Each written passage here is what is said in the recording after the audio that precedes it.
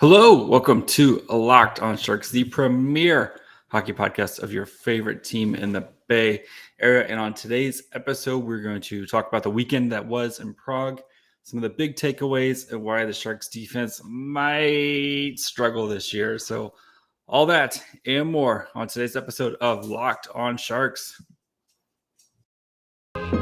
You're Locked on Sharks, your daily podcast on the San Jose Sharks. Part of the Locked On Podcast Network, your team every day.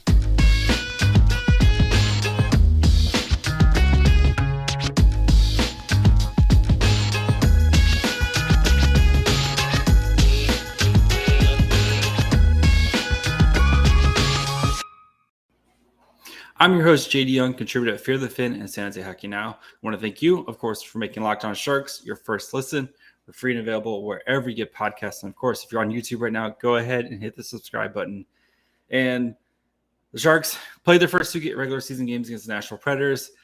They lost 4-1 on Friday, came back, lost 3-2 on Saturday, and are currently leading the Tankathon in the race for Connor Bedard. But there was a lot of takeaways from the, that you can try to kind of take away from this game. So or both these games. So we're going to look into kind of some of the usage rates, kind of the good, bad, and ugly of the weekend, and where the Sharks kind of head from here. So, but before we get into that, do have a couple housekeeping notes. Aaron Dell and Jeffrey VL were both placed on waivers today. Not unexpected for either one of them. We'll know more tomorrow, Monday afternoon, whether they clear. I would assume both clear, just because there's a bajillion guys on waivers right now as teams are trying to get cut down to 23. So if those guys get claimed, we'll go from there. But expectation is that both those guys will start the season now on the Barracuda as the Sharks head. They had their expanded roster for the trip to Prague. And now they got to get back down to their 23. I'm also assuming we'll see guys like Bordelot, Eklund, some of these other young guys head down to the Barracuda as they're going to get their season started in Iowa here soon. So let's start with the games over the weekend. So again, the Sharks lost 4-1 on Friday. Tomas Hertl scoring the only goal for the Sharks on Friday, which was amazing that he's the guy, scoring a goal. And then the Sharks lose 3-2 on Saturday. Luke Kunin and Logan Couture scoring the goals for the Sharks on Saturday. And we'll start with the positive stuff, so the big takeaways, and then we'll kind of dig into some of the other usages. And we'll look back at my prediction or my thoughts heading into the game and see if they were right or kind of what the Sharks did. So let's start with this. Hertl and Meier, they're going to be great for the Sharks. I don't know how you can't watch those games and think Hertl and Meier are going to continue to be the engines for the Sharks if they're going to win games this year. Hertl, of course, scoring. Meier just taking a bajillion shots. They're going to be kind of the engines for the Sharks this year. So, it's pretty crazy.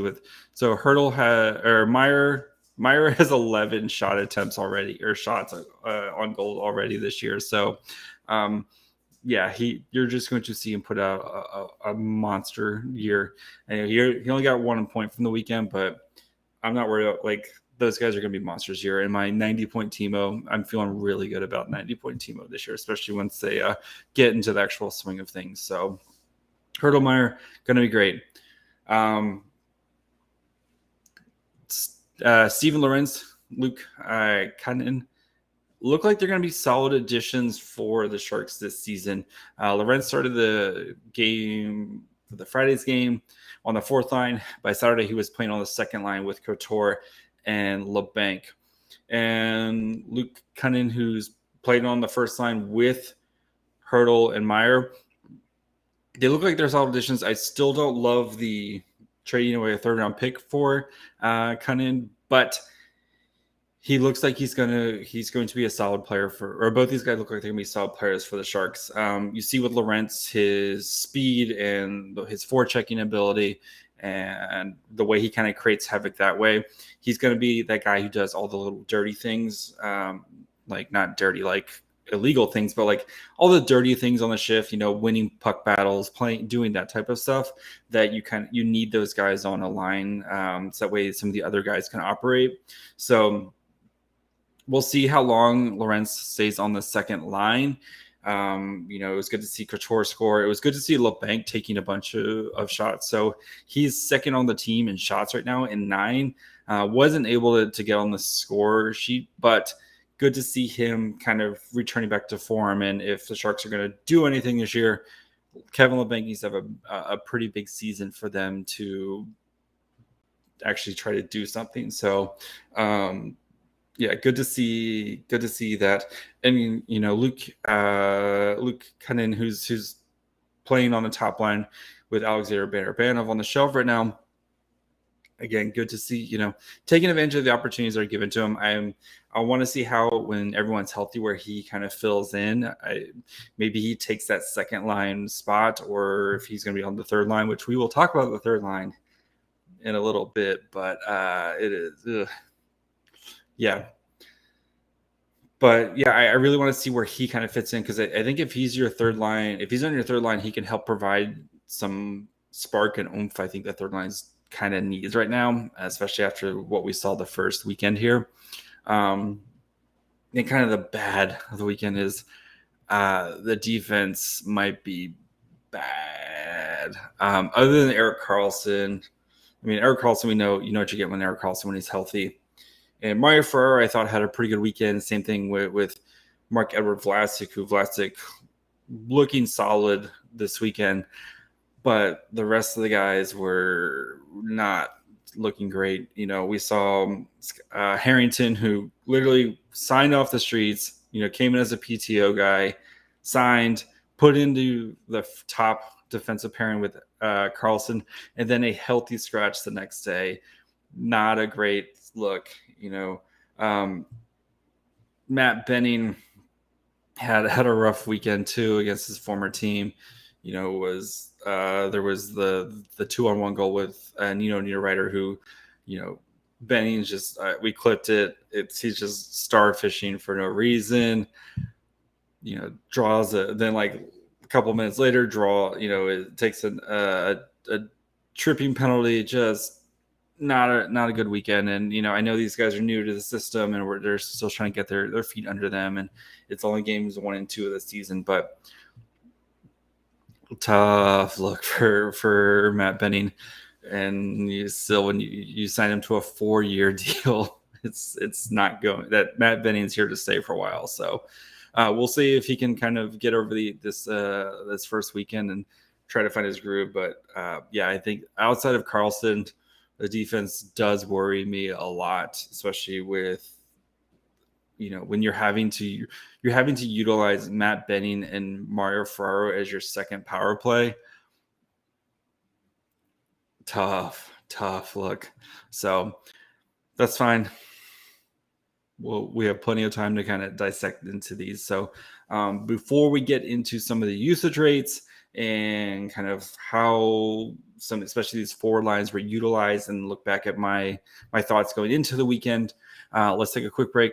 I want to talk to you guys about our friends over at Athletic Greens. If you guys aren't aware by now, Athletic Greens is the best way to start your day.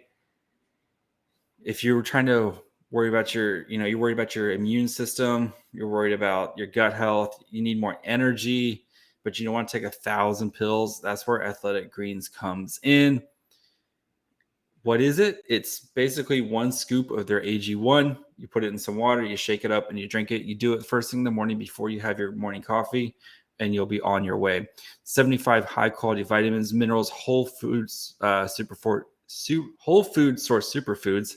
and probiotics to help you start your day right. This special blend of ingredients supports your gut health, your nervous system, your immune system, your energy, recovery, focus, aging, all of these things. Again, 8 ounces of water, a scoop, shake it up, you drink it, and it's good to go. It's got a nice little bit of a chocolatey taste, which I like.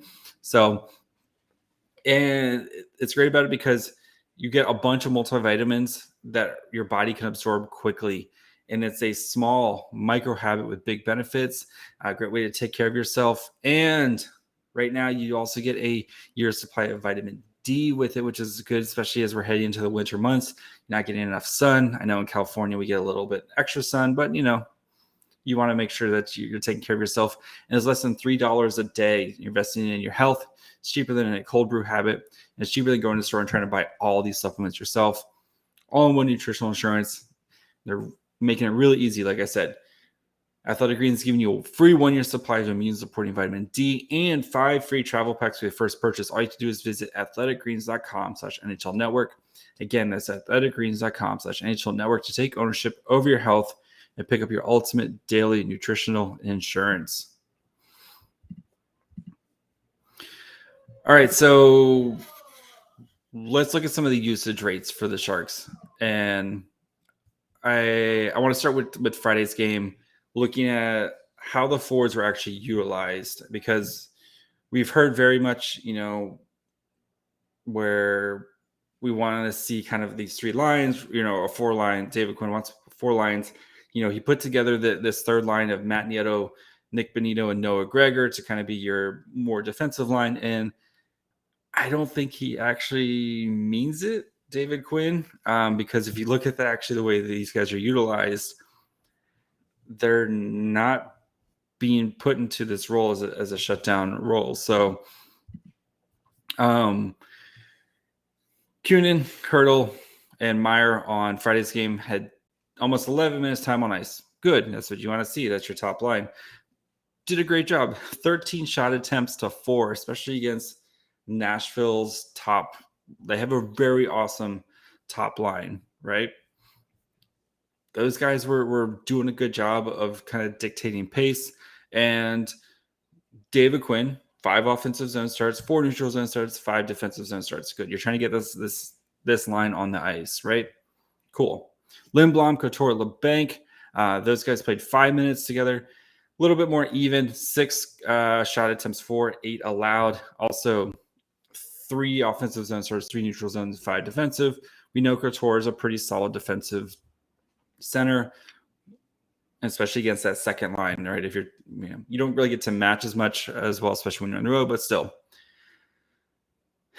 Nieto, Bonino, Gregor, which was the third line on Friday. 7:25 time on ice together. This is all 5-on-5 again. So 6 shot attempts for 14 allowed. And you would think, well, maybe they had more defensive zone starts. No, 2 offensive zone starts, 2 neutral zone, 3 defensive zones. So it's not like they're taking these heavy defensive zone minutes. And then Gadovich, Sturm, and Lorentz, 6 minutes together, 4 shots allowed, 4 shots for 7 shot attempts allowed. Kind of the same thing. 2 offensive zone, 4 neutral zone, and then 2 defensive zone starts. So, which is fine as your fourth line. Now let's get into Saturday's game. Again, I want to see how these guys are playing together. So Lorentz, Couture, and LeBanc had the most amount of ice time together at 5-on-5. 12 shot attempts for, 12 shot attempts allowed. That's fine. But here's the interesting. 2 offensive zone faceoffs, 5 neutral zone faceoffs, 10 defensive zone faceoffs. So the fact that these guys are mostly starting in their own zone, and there's pretty even, at least with when it comes to the shot attempts and expected goal, like they kind of got hemmed in their own end a lot. So gave up a lot of scoring chances for, but again, you're starting most of your draws in the own end. Usually against what's probably going to be the second line that was dominant all weekend. Next, time on ice, 5-on-5. Lindblom, Bonino, Matt Nieto, 5 shots for, 2 shots allowed. Not too bad, but for your defense, this makes no sense to me. 8 offensive zone starts, 2 neutral zone starts, and 1 defensive zone start. Matt freaking Nieto and Nick Bonino are starting 8 offensive zone starts when you have Tomas Hertl and Timo Meier on your team. What are we doing here? Like, why? And you're the home team, so you get to pick. Like, you don't have to worry about trying. You get to dictate like who you want to put out. Driving me nuts. Like that doesn't make sense to me. Kunin, Hertl, Meier, 646 together, 7 shot attempts for, 7 shot attempts allowed. 5 offensive zone, 6 neutral zone, 2 defensive zone.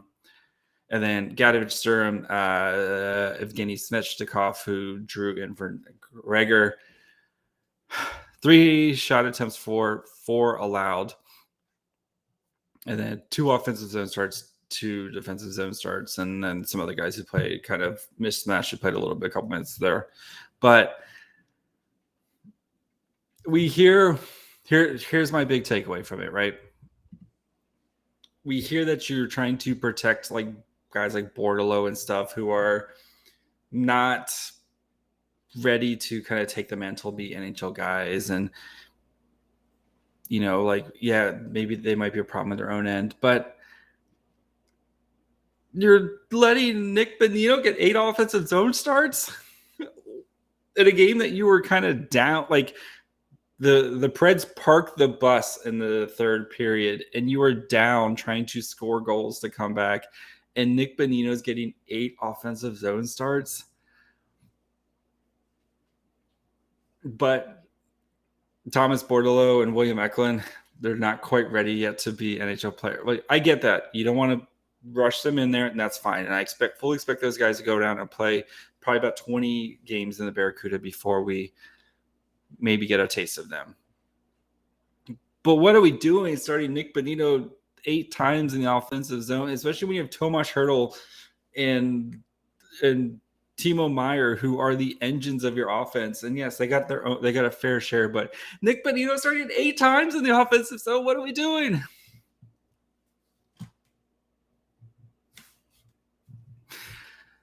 All right, before we continue, and yeah, look back at what I thought the keys to the Sharks' victory were and how the Sharks responded. Let's take a quick break. Let you guys know about Locked On NHL. Thank you guys, of course, for making Locked On Sharks your first listen. We're free and available wherever you get podcasts, and of course, you can subscribe on YouTube where you can watch me have a meltdown about Nick Bonino. But when you guys are done, go check out Locked On NHL. I'm actually going to be on Monday's show. So if you've already listened to this, or if you're listening to this, make sure you guys go plan ahead or go check out. I'm on Monday's show with Gil.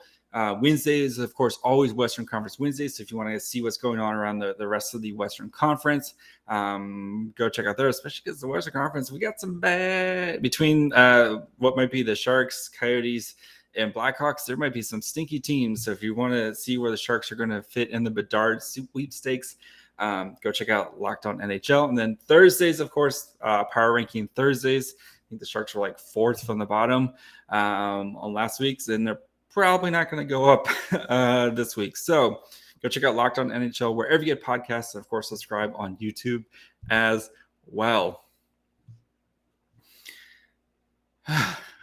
Okay. So going into the weekend, I thought kind of the big things were, how are the power play going to look? And especially under David Quinn. Power play went 1 for 7. So they went 0 for 4 on Friday's game, and then they went 1 for 3 on Saturday's game. But I really like at least the first power play unit. The second power play unit is going to be a work in progress all year, just because they don't have enough bodies to do much with it until you see your Bordeleaus and your Eklunds join the team, because they don't have enough kind of creative players on that second. It's going to be very meat and potatoes. And I know the second power play unit is the one that scored on Saturday, and that was a very meat and potatoes goal of let's jump on, Luke Kunin, who that's what he's good at, jumping on kind of loose pucks and putting them in. That's what he does. but it's going to be very meat and potatoes. Let's just get some pucks and try to, score some greasy goals that way. But I like the first power play unit.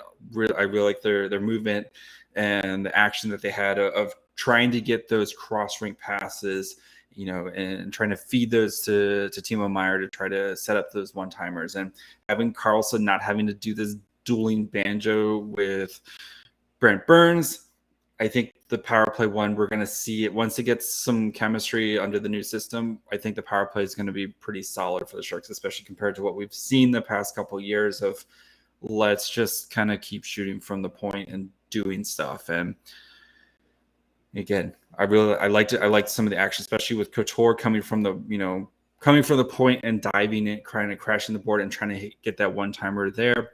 We saw there. I think there's a lot of potential on the power play here, especially if Timo Meier is going to be kind of your main trigger man for shooting, and then you're going to have Hertl playing that net front presence.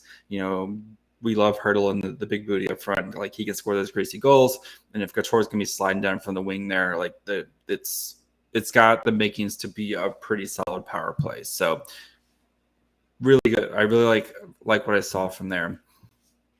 The 5-on-5, I think, is where the Sharks, and especially their defense right now, where they don't have defensive guys who kind of keep up. And the Sharks game plan on Saturday, they did a good job of keeping the Preds from getting a lot of kind of close shots. If you look at the heat map, especially Friday compared to Saturday, where on Friday's game, the Preds were just taking a bajillion shots up front and like right in front, right in the slot. There's primo opportunities. So, for example, at 5-on-5, the Preds expected goals for 268, and they got 14 high danger chances for. So again, those primo shots right in front of the net. And then you look at Saturday's game, where I know the Preds, they parked the bus in the second period, or kind of once they got the lead, they kind of knew, okay, we're just a better team, and let's just hang in there right now. So, but the Sharks had more high danger, but again, that second period where the Preds kind of took over, 4 high danger chances compared to the Sharks 2. The Sharks did have a good first period with their 5 high danger chances compared to the Preds 1. But again, when the Preds needed to kind of lock it down, and they did that, and the Sharks got a fair amount of shots in the front of the net, but the Preds their defense, they were able to kind of clean it up and keep it from being just kind of a total train wreck there. So, but the Sharks solid in keeping the shots right in front of Capo Kakinen on Saturday.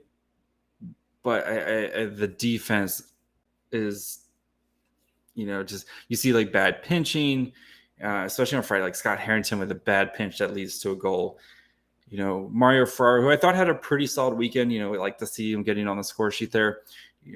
There's that 2-on-1, the Nino Niederreiter, his second goal of the game on Saturday, where, it's kind of a 2-on-1, or it's, kind of an odd man break there. And Ferraro, he does a starfish, but he does it pretty well, where he keeps the forward from having to, kind of delay. Instead of Matt Benning trying to help out and defend the other forward, he just kind of lies down and like, I'm going to take a nap here, and leaves Nino Niederreiter all alone. Nino Niederreiter, he's like a 20-goal score, like an easy 20-goal score. Already hit 3 goals this weekend. He's already on his way to being like a prolific scoring option for the Preds. So really worried about the defense and where they're going to be headed. And when Erik Karlsson gets, I just say win, because it's probably going to happen at some point. And until we have proof that Erik Karlsson can stay healthy, we just have to assume he's going to get hurt at some point. And when Karlsson gets hurt, this defense is going to be brutal. And there's guys to be excited about in the AHL. I think Knizhov is going to have, or Artemi Kanizev is going to have a great season for the Barracuda. Ryan Merkley, it's getting a little bit late here with Ryan Merkley, but hopefully a good season down the Barracuda, can really kind of turn around his career. But none of these guys are really ready to kind of step in and take the mantle to be NHL caliber defensemen. And, I like Nick Cicek. Maybe he can be this year's Jacob Middleton and kind of come in and play a really solid defensive game, because right now the Sharks just don't have a lot of speed on defense. And, Jacob Megna, I'm sorry, Jacob Megna, but, you just don't do it for me. And I'm really worried about where this defense of core is going to be, especially if they start to take some injuries here. So, maybe if Marcus Nudivara comes back healthy, maybe he can add something to the team. But yeah, it's probably going to be a long year, especially from the blue line for the Sharks. So recap, some solid efforts from the forwards. Nick Bonino should not be taking 8 offensive zone starts in a game. And the defense core might be poo-poo. So Sharks have a little bit of a break here, and so they don't play again until Friday. They got another back-to-back this weekend with Friday and Saturday against the Canes and the Blackhawks.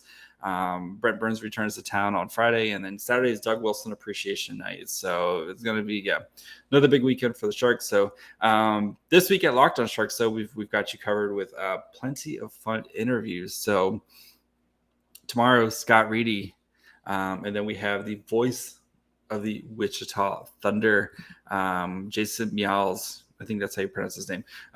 He is going to be for Wednesday's show, so we're going to learn more about our new friends in Wichita, and by then we'll know hopefully some of the players that are heading to Wichita from the Barracuda. Zachary Iman, say hi. And then, maybe something else for you guys on Thursday. We're still working on the details for that. So big week for us over at Locked On Sharks, and then we'll get you guys ready for Friday and Saturday's games. So make sure you guys are following along wherever, or actually make sure you guys are following along on the old social medias, Twitter, Facebook, Instagram, Locked On Sharks. You can listen wherever you get podcasts, Apple, Spotify, Odyssey, all those places. If you're on Apple, leave a nice 5-star review. YouTube, if you're watching on YouTube, you made it this far, just go ahead and hit the subscribe button, hit the little bell, that way you know whenever the episodes come out on YouTube. Spoiler, they come out on YouTube first. And then you can follow me on Twitter at myfryhole. You can follow, again, the show, Twitter, Facebook, Instagram. I'm at Locked On Sharks.